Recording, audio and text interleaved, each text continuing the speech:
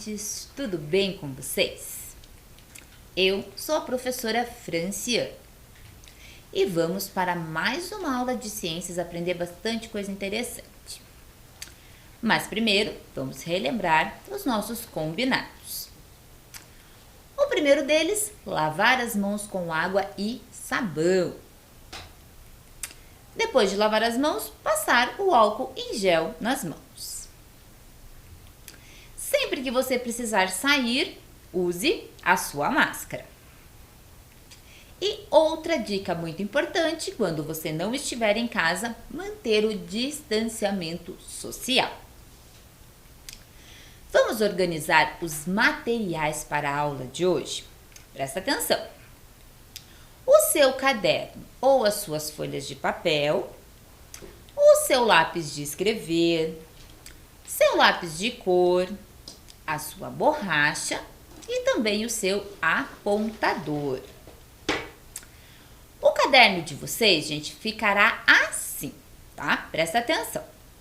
A data, tá? Pergunta para um adulto a data de hoje. Pula uma linha. Aula 31, ciências. Observe que ciências tem acento. Pula mais uma linha e escreve os temas da aula de hoje. Hoje nós vamos falar sobre a litosfera. Vocês já vão entender o que é a litosfera. E também sobre formas de representação da Terra. Tá? Então, são dois assuntos que a gente vai trabalhar hoje. A professora vai dar um tempinho para vocês fazerem essas anotações no seu caderno.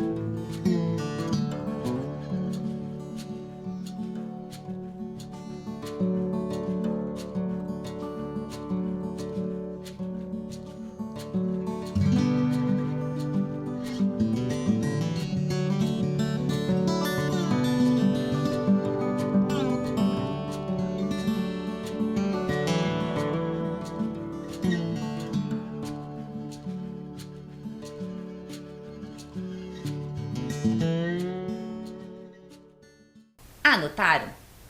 Espero que vocês tenham feito com bastante capricho, hein? Então, vamos relembrar as aulas passadas? Como de costume, vamos relembrar a aula passada. Na aula passada, nós falamos de um assunto muito legal, que foi sobre o planeta Terra, né? Por isso que eu trouxe aqui um globo do planeta Terra aqui do meu ladinho, porque é o nosso assunto. Então, vocês ficaram sabendo que o planeta Terra é o terceiro planeta do Sistema Solar. Então, ele é o terceiro planeta mais próximo do Sol. Eu também contei para vocês que até os conhecimentos que nós temos hoje, o planeta Terra é o único que tem vida no Sistema Solar, tá?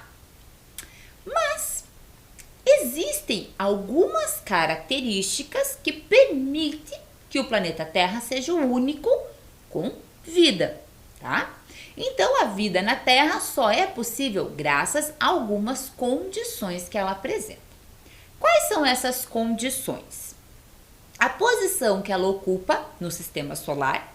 Então, o fato dela ser o terceiro planeta mais próximo do Sol faz com que ela não receba nem muito calor e nem pouco calor do Sol, tá? Então, tendo uma condição ali correta para que a gente consiga viver aqui.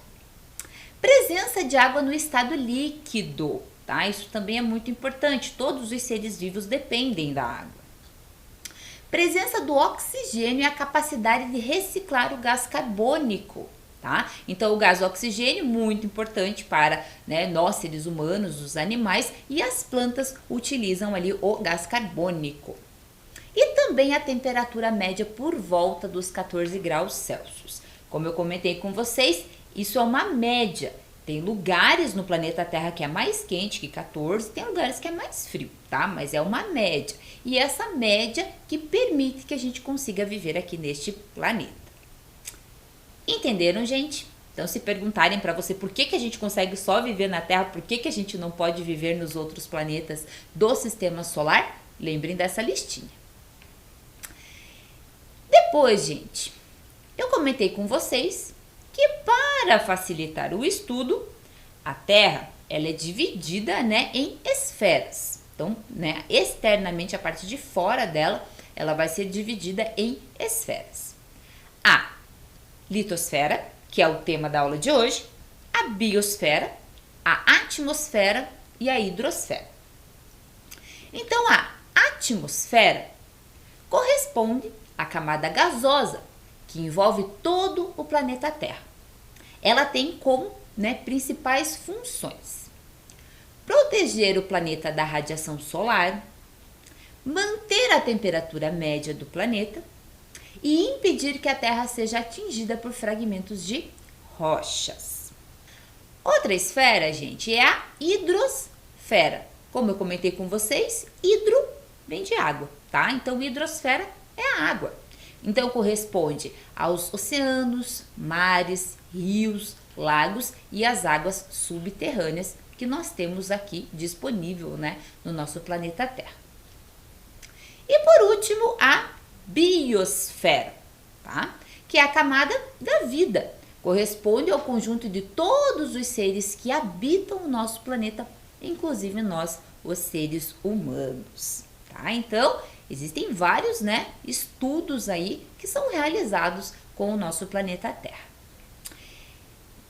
Essa é a parte externa do planeta Terra. Agora a gente vai relembrar um pouquinho a parte interna dele. Então, internamente, o planeta Terra também possui estruturas. Lembram disso? Nós fizemos até um experimento. Lembra que a gente fez aquele experimento com massinha de modelar, mostrando o interior do planeta Terra? Ele também é dividido por camadas, tá? A camada mais externa é a crosta terrestre, que é onde nós moramos. Abaixo da crosta, o manto. E no meio aqui, né, no meio do globo, o núcleo externo e o núcleo interno, tá? Pessoal, é importante relembrar que todo esse conhecimento que a gente tem sobre o núcleo da Terra são conhecimentos a partir do comportamento que a gente estuda na crosta, tá? O núcleo, o manto, tem uma temperatura muito alta, tá? Então, nenhum ser humano conseguiu descer até ali no meio e conferir se realmente tem essa estrutura, tá? Então, todos os estudos, as informações que a gente tem é conforme o comportamento que a gente observa na crosta terrestre. Então, vamos relembrar um pouquinho sobre a crosta. A gente vai falar bastante sobre a crosta terrestre hoje. Então, a crosta é a camada mais superficial da Terra. Ela é formada por inúmeras partes, que são chamadas de placas tectônicas. Nossa, professora, que nome diferente! Mas vocês vão entender na aula de hoje o que é uma placa tectônica. Que estão sempre em movimento graças à pressão exercida pelo magma, localizado abaixo da crosta. Depois da crosta, né, abaixo da crosta, nós temos o manto. tá? Quem é o manto? O manto é considerada a camada intermediária entre a crosta e o núcleo. É nessa camada que encontramos a parte viscosa da estrutura terrestre, conhecida como magma, que pode chegar ali a 2.000 graus Celsius. Então, na imagem, gente, o manto é aquela estrutura ali alaranjada, tá? E o núcleo, tá? Então, é a camada mais interna da Terra, é subdividida em núcleo externo e interno. Estudos apontam que essa camada é composta basicamente de níquel e ferro, com temperatura que chegam a mais ou menos 5.000 graus Celsius, tá? Então, novamente lembrando, essas informações sobre o manto, sobre o núcleo que nós temos, é conforme, né, o comportamento aí do planeta Terra que a gente observa pela crosta terrestre. Vamos relembrar a tarefa da aula passada? Então, na aula passada eu deixei uma tarefa para vocês. Lembram disso? Quem fez a sua pesquisa vai aprender um pouquinho mais, porque eu vou fazer a correção dessas atividades. Então, a primeira pergunta era: faça uma pesquisa sobre o que são terremotos. Quem ficou curioso e conseguiu pesquisar o que são terremotos? Por que não há terremotos no Brasil? Será que alguém ficou com essa dúvida? A gente escuta na reportagem que existe terremoto em outros locais. E no Brasil, por que não tem terremotos? Se moramos na superfície, por que não caímos da Terra? Olha que pergunta interessante.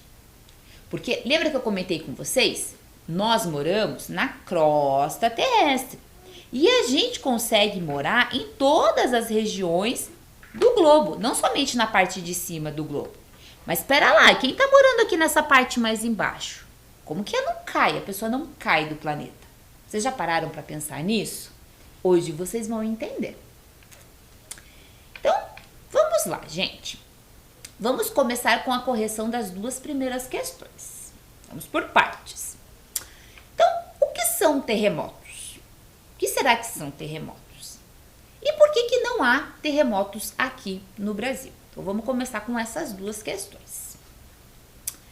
Eu trouxe aqui, gente, uma reportagem da revista Ciência Hoje das Crianças, que está sendo explicado o que é um terremoto por um geofísico, que é o George St. França. E ele vai explicar um pouquinho para vocês. Presta atenção lá. Segundo o geofísico George St. França, do Observatório de Sismologia de Brasília, não há motivos para pânico. É difícil acontecer um terremoto no Brasil, diz ele. E a explicação para isso é simples. Presta atenção lá. Imagine você que a superfície do planeta Terra pode ser comparada a um quebra-cabeça. Isso porque ela se divide em enormes blocos de rochas, as placas tectônicas, que estão em constante movimento. Para se moverem, essas placas podem se chocar. E quando isso acontece, temos um terremoto. A Terra treme. Algo que é sentido com muito mais intensidade em locais que estão bem na beirinha destas placas tectônicas. O que não acontece com o Brasil. O nosso país está localizado bem no meio de uma placa tectônica, não na borda. Portanto, mais distante do lugar exato aonde há choque entre as placas tectônicas e onde os tremores apresentam força total. Então, esse texto que eu trouxe, pessoal, responde as duas questões, né? O que é o terremoto e o porquê que não tem terremoto no Brasil. Então, eu trouxe aqui uma imagem da crosta terrestre, tá, gente? Então, como comentado ali no texto, a nossa crosta, ela é parecida com um quebra-cabeça. tá? Então, observe que em verde nós temos os continentes, tá? E em vermelho, gente, são as divisões das placas tectônicas. Essas divisões, gente, elas estão abaixo dos continentes e também abaixo dos oceanos, tá? Tá coberto essas divisões ali pelo oceano. Então, observem, por exemplo, essas placas, elas se movem, tá? Então, quando elas conseguem, né, quando elas acabam se movendo, acabam ocorrendo os tremores que a gente conhece como terremotos, tá certo? Então, quando elas se movem, quando elas se batem, quem sente esses tremores? Quem está mais próximo dessas placas tectônicas. Países que estão mais distantes, mais longe, olha, por exemplo, o tamanho da placa euroasiática. Quem está ali bem no meio dessa placa não vai sentir esses tremores, ao contrário de quem está mais perto da borda dessa placa, tá? Que vai sentir esse tremor com mais intensidade. Viram que interessante? Eu trouxe aqui também, gente, um vídeo, tá? Que explica um pouquinho melhor como que ocorre como que essas placas elas se movem, né? E o que pode acontecer ali com os países que estão em volta dessas placas. Espero que vocês gostem desse vídeo. A ideia de que os continentes do nosso planeta estão em constante movimento se esbarrando ao redor do globo tem pelo menos 200 anos de idade. Mas a maioria dos geólogos não acreditava nisso até a década de 1960, quando evidências comprovaram que a crosta da Terra é sim dividida em fragmentos, também conhecidos como placas tectônicas, e que eles estão se movendo. Hoje em dia, nós acompanhamos esse movimento com precisão milimétrica, utilizando satélites. A maneira mais simples e fácil de explicar o motivo das placas tectônicas estarem se movendo é que elas são arrastadas pelas correntes do manto superior, uma camada de rocha que se move lentamente logo abaixo da crosta terrestre. Correntes convergentes fazem com que as placas se encontrem, enquanto as correntes divergentes as separam. Resumindo, é isso. A rocha quente desse manto sobe a partir do núcleo e se move sobre a crosta até que ela esfria e se torna pesada, afundando de volta para o núcleo. Mas as placas tectônicas não estão passeando tranquilamente nessas correntes, como malas em uma esteira de bagagens. Elas nem têm como, já que algumas placas se movem mais rapidamente do que a corrente debaixo dela. Por exemplo, a placa de Nazca, um pedaço de crosta oceânica na costa oeste da América do Sul, viaja em direção ao leste é uma viagem de 10 centímetros por ano, enquanto o manto debaixo dela viaja apenas 5 centímetros por ano. Sejam placas tectônicas ou malas de viagem, nenhuma das duas consegue se mover mais rápido que a esteira por baixo, a não ser que algo ou alguém as puxe ou empurre. E algumas das placas da Terra, ao que parece, estão se empurrando. Quando uma placa oceânica colide com a outra, ou então com uma placa carregando o peso da massa continental, aquela que for mais fina dobra e escorrega para baixo da outra. À medida que o fundo do mar afunda no manto, ele leva a placa tectônica junto, do mesmo jeito que uma corrente escorregando para fora de uma mesa. Quanto mais fundo essa placa vai, mais forte e rapidamente ela puxa o restante dela que ficou para trás. Você pode descobrir onde isso acontece usando o Google Earth. As fossas oceânicas visíveis nas costas de alguns continentes e ilhas mostram locais onde a crosta oceânica afunda, influenciando a borda do seu vizinho no processo. Além do mais, esses pedaços do fundo do mar acabam ajudando na convecção do manto abaixo deles, evitando que essas rochas continuem se movendo para os lados, forçando-as para baixo. Eventualmente, o peso fica tão grande que acaba separando as placas, mergulhando lentamente em direção ao núcleo, com uma força de sucção que leva junto o material do manto. Então, de certa forma, a crosta do fundo do mar é mais como uma esteira de bagagem do que algo passeando sobre ela. Os continentes, por outro lado, são as bagagens. Esse foi o Minuto da Terra. Se você gostou desse vídeo, clique em gostei e compartilhe com seus amigos. Até mais!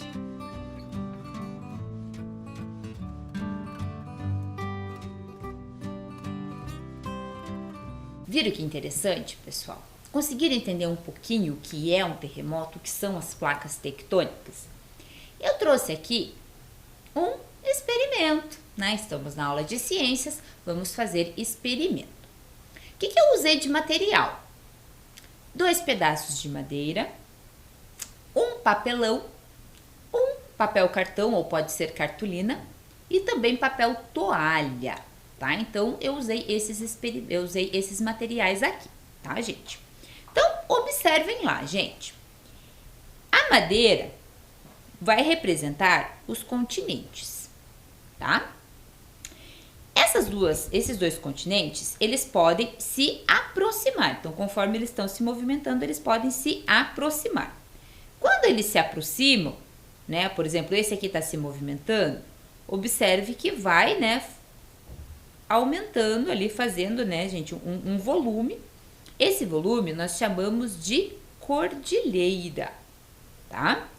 Então, vão formando as cordilheiras. E também pode acontecer o contrário, porque do mesmo jeito que essa placa, ela está se aproximando dessa outra placa aqui, ela está se afastando da outra que tinha pro lado de cá, né?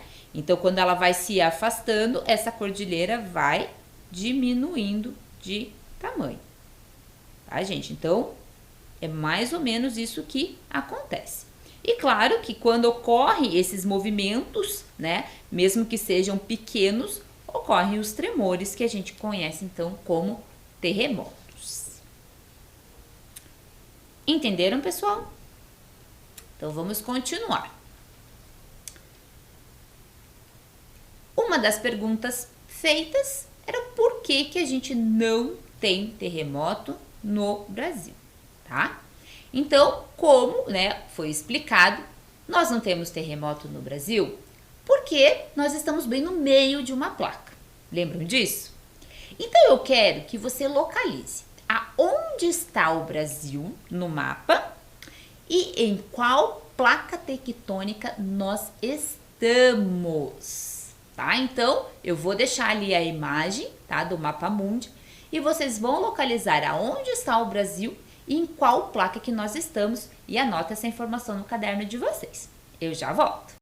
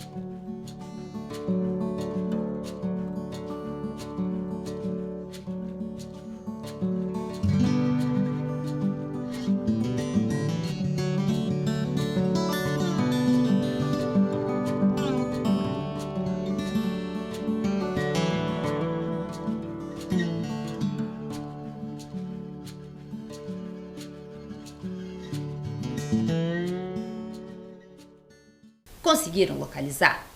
Se vocês ficaram com dificuldade, peçam ajuda para um adulto, tá? Ele te mostra ali onde que está o Brasil. Então, observem lá, gente. O Brasil, ele fica aqui, ó, na chamada placa sul-americana, tá? Então, observem, gente, que ele fica realmente bem no meio de uma placa.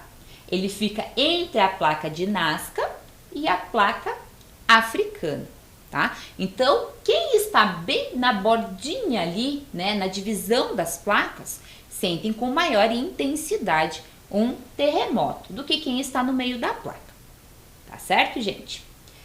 Existem uma escala chamada escala de Richter, tá? Que mede a intensidade dos terremotos, tá? Então, quem está mais perto da placa vai sentir, né, uma intensidade maior. Quem está mais longe da placa podem sentir, né, mas com uma intensidade bem menor. Entendido, gente? Mas e aí? Quem será que estuda todas essas informações que eu passei para vocês? Quem que é o especialista? Quem que é o cientista que estuda isso? O nome desse especialista, gente, é geólogo. E eu trouxe aqui um vídeo de um geólogo explicando um pouquinho para vocês sobre o trabalho dele. Espero que vocês gostem. Você sabe o que é um geólogo? Eu sou Marcel, geólogo e geocientista, e hoje eu vou contar para vocês o que faz um geólogo.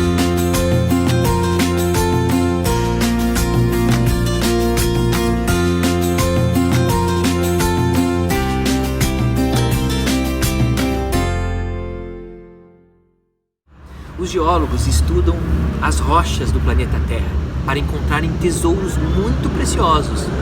E eles vão a lugares longínquos do mundo em busca desses tesouros. É dentro das rochas, no coração das montanhas, nas profundezas aqui da Terra, no fundo dos oceanos, que estão escondidos esses tesouros. Bens minerais, metais, ouro, prata, pedras preciosas, diamantes, esmeraldas, cristais, petróleo e a mais pura água potável. E as pessoas, você, eu, todos nós precisamos muito desses tesouros. Veja as construções em sua volta, sua casa, os prédios do seu bairro. Eles foram construídos porque geólogos pesquisaram e encontraram materiais necessários para essa construção: areia, argila, que mais? Ferro, cobre, as pedras, o calcário para fazer o cimento. E veja, até mesmo num lápis que você tem aí, eu tô com aqui, ó, o grafite, sabe aqui? Esse elemento também vem das rochas. A gasolina que seu pai coloca no carro, os combustíveis do ônibus, dos aviões, vem do óleo, do gás, que estão escondidos dentro das rochas também. Você tem um celular aí, estão usando para filmar, e tem outro aqui. Dentro desse celular nós temos pequenos tesouros geológicos, ouro e silício, que foram usados pela indústria para fazer os componentes desse celular e o chip do seu celular.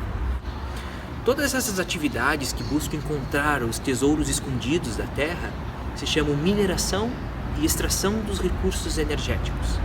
Talvez você já saiba, mas tudo à nossa volta, as construções humanas, vem da natureza. O que não vem do reino animal, do reino vegetal, vem da mineração.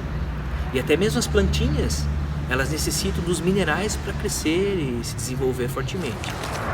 Mas o trabalho do geólogo não para por aí, não. Você já viu falar nos paleontólogos? Sim, ficam lá com o martelinho, né, mexendo nas rochas, achando os fósseis. Existem geólogos que estudam fósseis de dinossauros, fósseis de ovos de dinossauros, de ninhos, e de cocô de dinossauro, inclusive. Isso mesmo que você ouviu, cocô de dinossauro. E de fósseis de inúmeros outros animais e plantinhas que já viveram no mundo e hoje não existem mais. Esse é o paleontólogo. Existem geólogos também que estudam os vulcões e ficam de olho neles para saber se eles vão entrar em erupção ou não. Imagina você morando do lado do vulcão e aí ninguém te fala que esse vulcão vai explodir. Precisa de alguém que fica de olho no vulcão.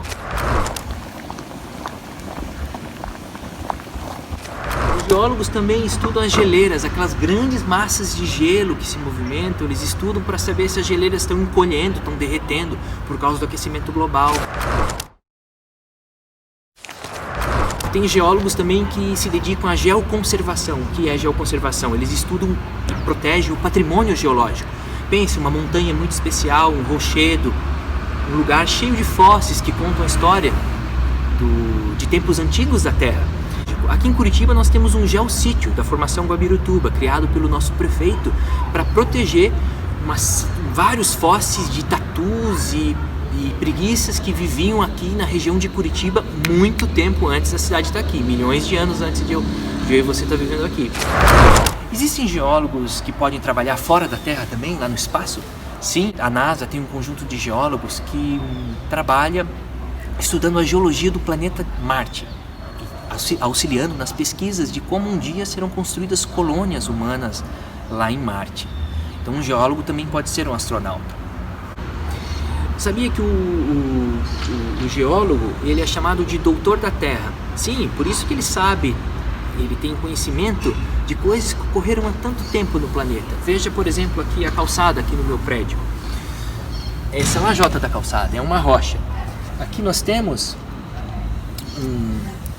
caminhos de vermes que ficavam passeando aqui, ó, no fundo dessa lama que existia aqui no Paraná há 300 milhões de anos. Sim, essa rocha tem 300 milhões de anos. Então, para o geólogo, essas rochas são como livros que contam a história do nosso planeta.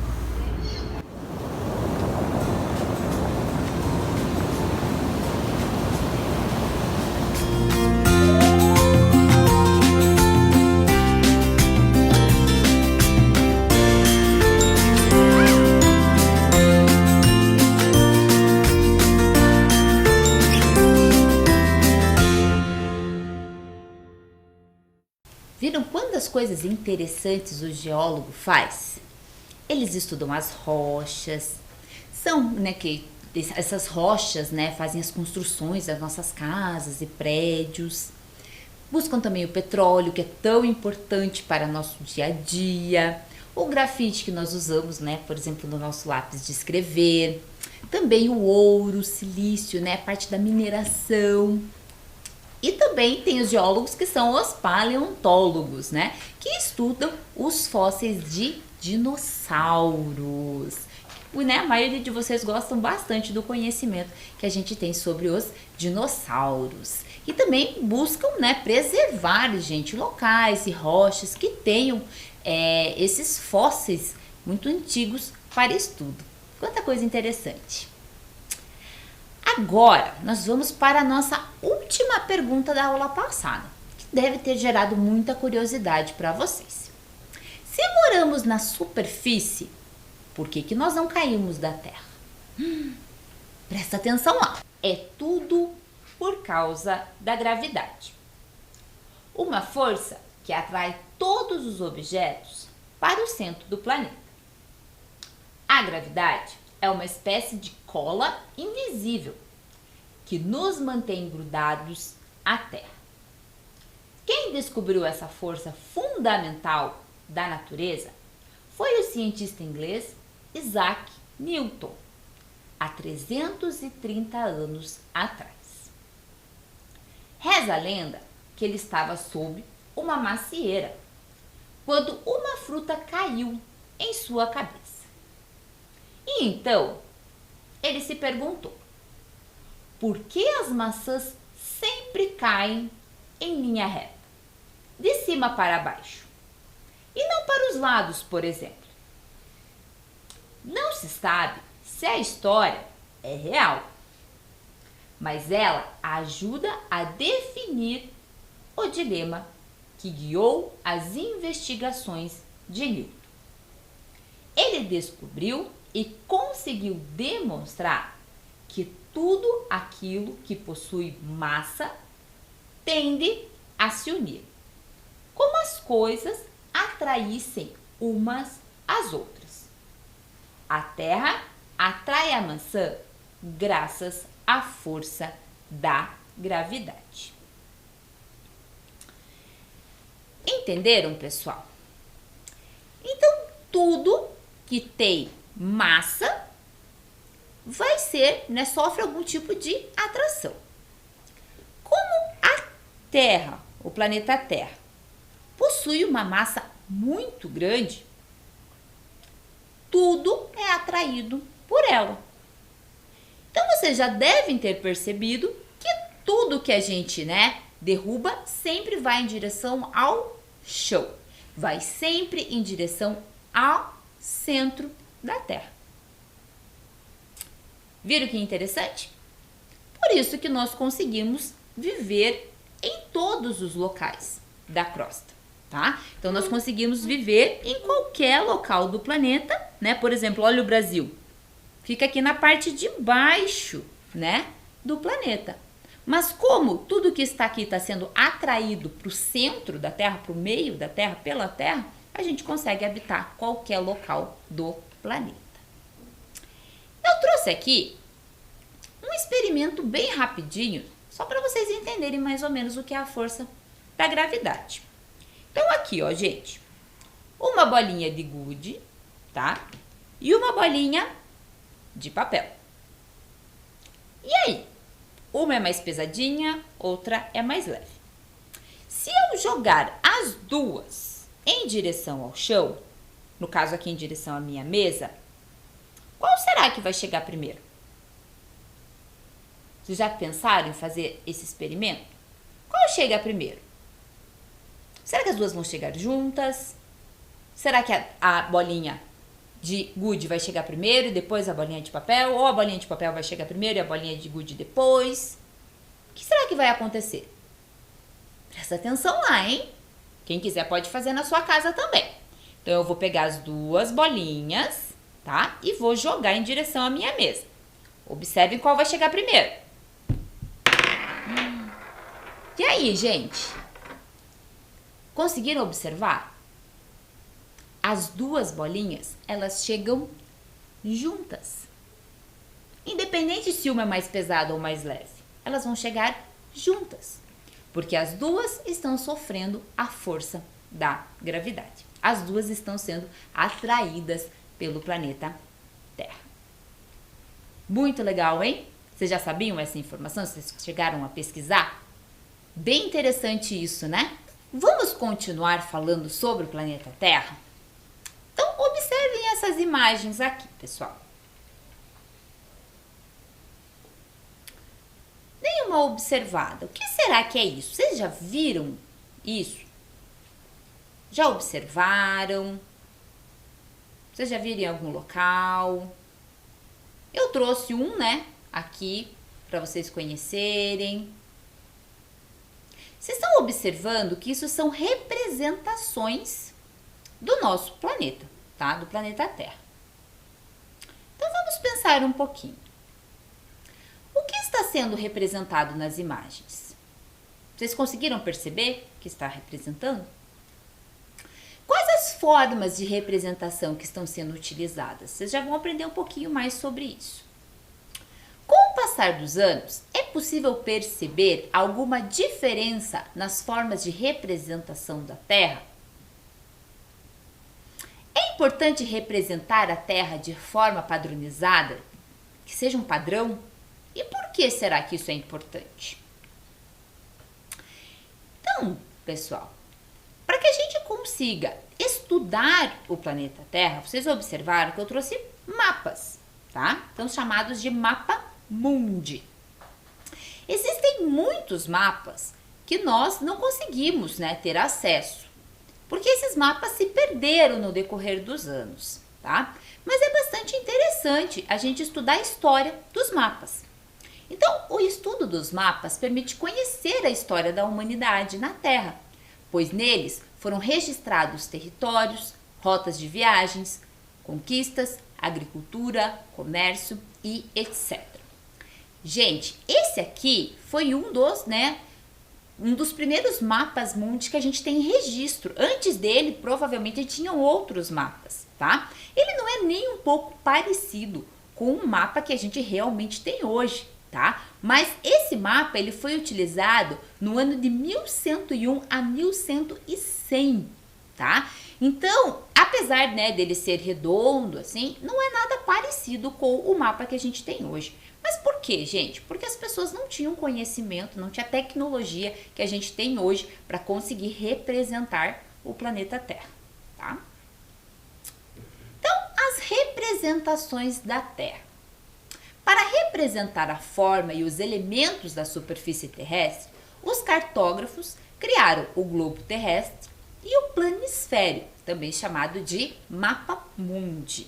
Tá? Então, para ajudar a gente a conseguir estudar ali os elementos, foram criados essas representações da Terra.